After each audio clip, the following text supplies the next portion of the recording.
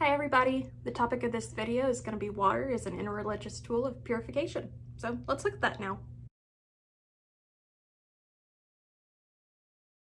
So I started off my paper by asking the question, how is it that something so simple can be so powerful? As most of us are aware, water in some forms is powerful enough to erode vast structures over time. Just look at the Grand Canyon. However, it's also simple enough that it's part of our everyday lives in many different ways and forms. However, because water is so powerful and because it's part of our everyday lives, it's been able to become this entity of its own over the centuries and take on some mystic qualities such as purification. As I also mentioned in my paper, things that are important to societies, they try to depict or tell stories about so that they can remember it for future generations for many reasons. They needed to remember things, so they created objects to help them remember. Water, likewise, is passed down in its usage throughout the centuries and throughout generations so that it can continue to be used to purify the society and have everyone have a better chance at moving on. Among the qualities of water that people are able to see is when they wash their hands. You start with dirty hands, things all over them, muck and guck, and you wash them in the water and it becomes clean and you no longer have that dirt on your hands. So theoretically, it can also work for your soul or spirit, whichever term you prefer. We see in a lot of different religions the idea of bathing or ritual cleansing in order to purify oneself. In the West, most of us would probably be more familiar with the Abrahamic traditions, such as baptism in Christianity, or wudu in Islam, or even the mikveh in Judaism. However, more pertinent for this video would be the uses that water as a tool of purification has in Taoism, in Shinto, and in Hindu. So let's look at that. Also, along the same lines of the idea of washing your hands to make them clean, is the idea that you can be clean, but not pure, and pure, but not clean. How is that possible? If you're washing in water, doesn't that take care of both? No. And you can see that by looking at the Ganges River. The Ganges River in Hinduism is considered one of the most pure sources of spiritual cleansing water that you can take a dip in. However, it's also incredibly polluted nowadays, which means pure, not necessarily clean. But for our purposes and the idea of purifying one's soul for the afterlife or whatever comes next, that's okay. So how did the Ganges River end up so polluted that you can be pure after stepping out, but you may still want to take another shower?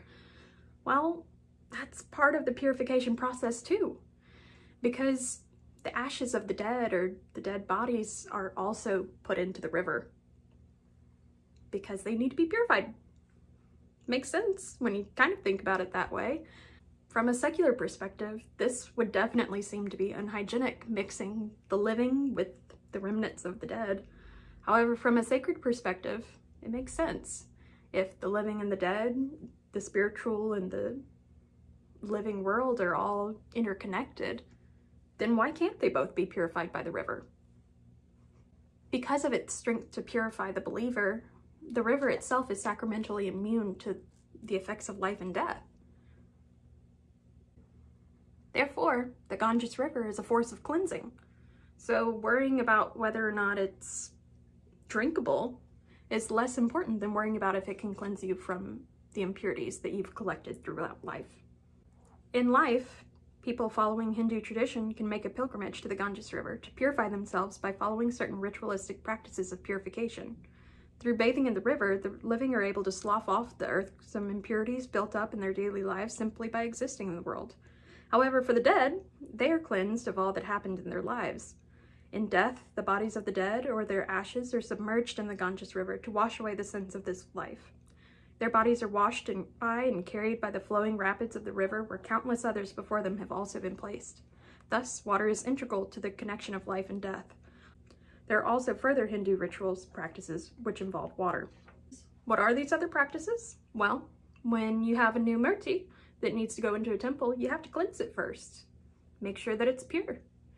As part of the preparation of divine imagery, new imagery is cleansed with water as part of the process of the deity inhabiting the image or statue.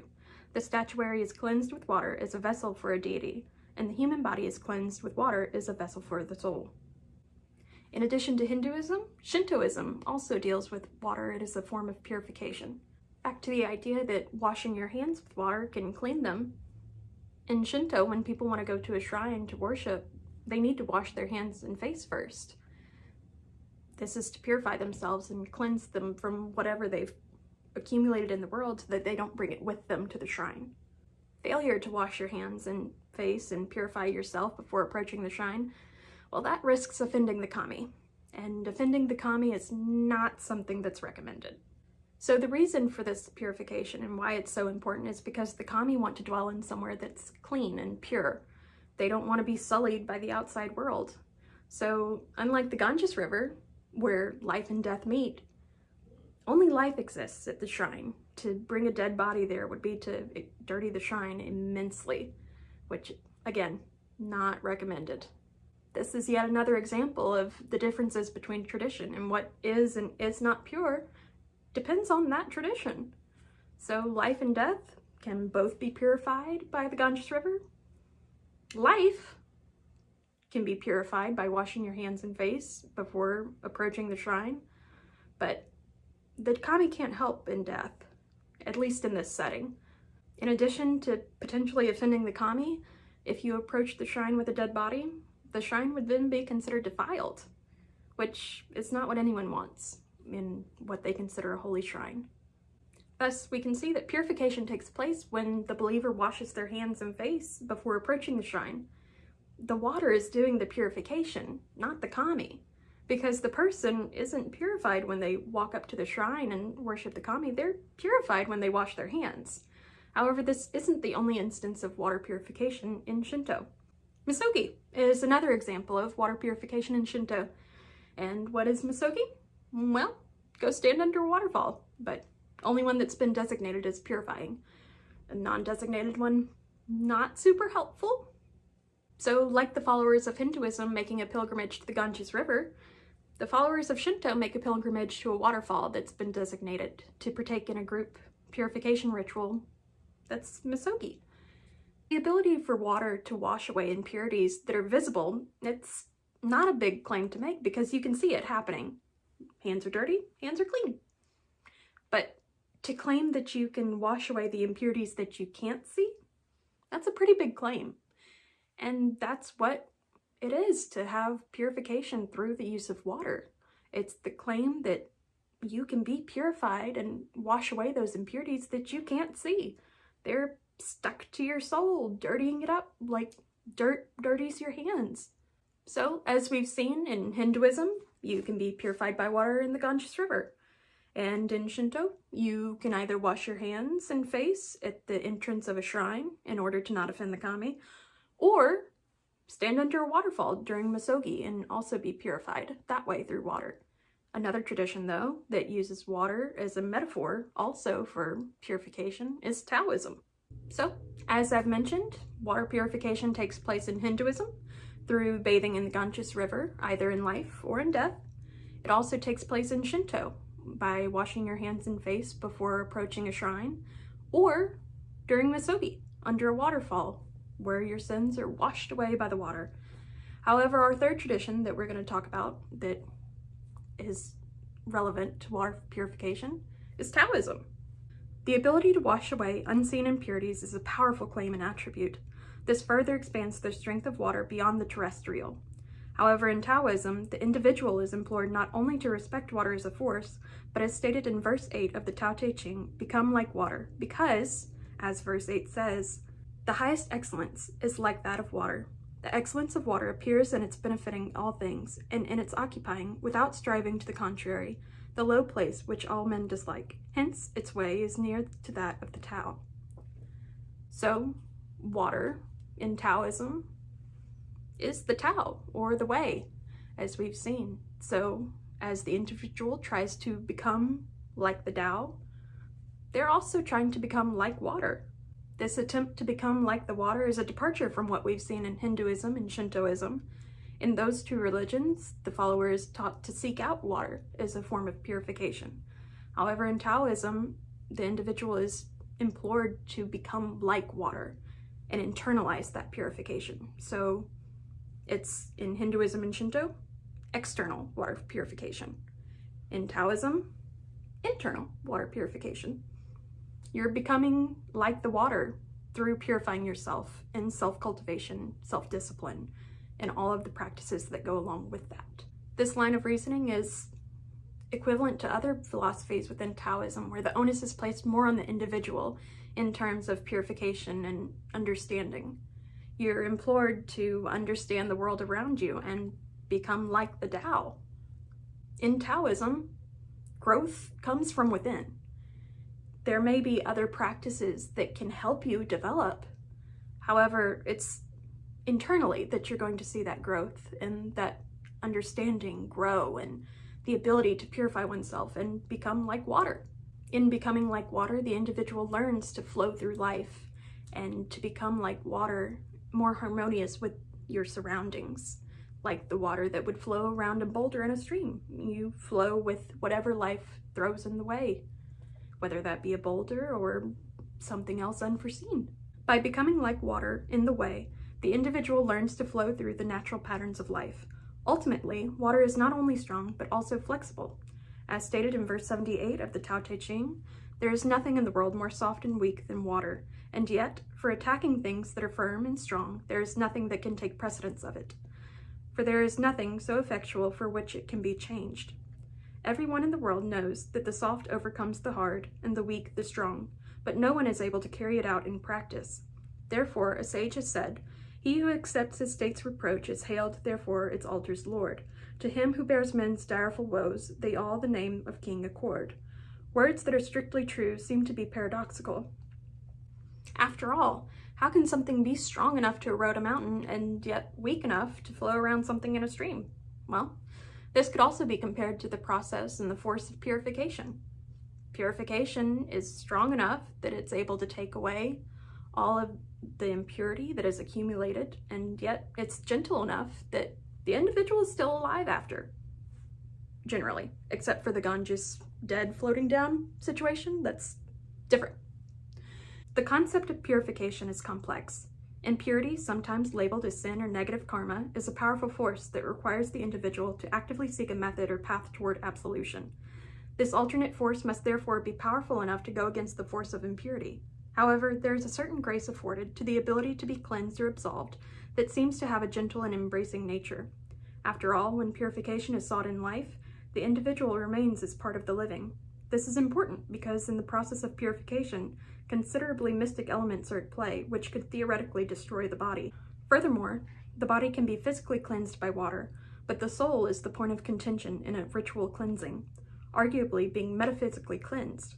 In this way, water used for purification is, as the Tao Te Ching describes it, as an element. Life, death, purity, and impurity are all tied to water as a focal point of the human experience. As we've seen in the example of Hinduism, life and death meet at the Ganges. The living hope to purify themselves through ritually washing themselves in the Ganges River, and they will then exit the river cleansed from the karmic baggage they brought with them to the river. Likewise, the family of the dead bring their loved one to be cleansed by the Ganges River for a final time in hopes of relieving any karmic baggage that they were not able to alleviate themselves prior to death. With this final washing, they hope to have a higher chance at a better existence in their next life. However, this meeting of life and death is vastly different than the Shinto understanding. This juxtaposition is due to the inhabitants of the kami. As aforementioned, kami may be offended by the miasma of death being brought to their chosen place of dwelling. Although the water may be purifying, the kami dwelling there, either in the shrine or in the Misogi waterfall, would potentially be offended. This is similar in reason to why a person must wash their hands and face before approaching a kami shrine. The individual must wash off the dirtiness of the surrounding world so that they do not enter the presence of the kami carrying that defilement. This is in contrast yet again with Taoism. In Hinduism and Shintoism, the follower seeks out purification from an external source. However, in Taoism, the follower becomes like the water internally so that they can flow along with life. The goal is to reach a flow state with the surrounding world. In a sense, Hinduism and Shintoism have the freedom of having external validation of purification by being able to check the box of going to the water source and ritually cleansing themselves. Thus, it may take more effort in Taoism to truly reach a state of purification, because the sense of validity comes from within. Human nature tends to often be self-doubtful in some sense, and therefore it may be harder to accept the completion or fulfillment of purification without being able to check that box. The external water may therefore become a stepping stone and reinforcement to the idea that purification has taken place, or that the process of purification is currently taking place. Becoming like the water takes a great deal of self-cultivation as well as self-actualization. In each aforementioned religion and tradition, purification is a lifelong endeavor undertaken by the individual. Purification of the soul requires commitment and dedication to the chosen practice. Yet, in each of these methods, purification is not achieved alone or for oneself. Purification is witnessed by the faith community. Others are able to attest to the purification of the individual. Meditation and self-cultivation metaphorically wash the individual in Taoism, as the individual becomes like water themselves, and they are therefore able to cleanse themselves through self-reflection and knowledge. Meanwhile, washing and ceremonial bathing are central to the process of purification for many religions. As the water of the Ganges River washes away the impurities of life and death, the sins of this world are carried away like sand in the river. Likewise, as the water drenches the individual under the waterfall, their sins and impurities are washed downstream for those practicing the Shinto tradition. So, as we've seen through the use of water, the body is cleansed and the soul is purified. Therefore, water is used by multiple religions as an interreligious tool of purification. Thanks.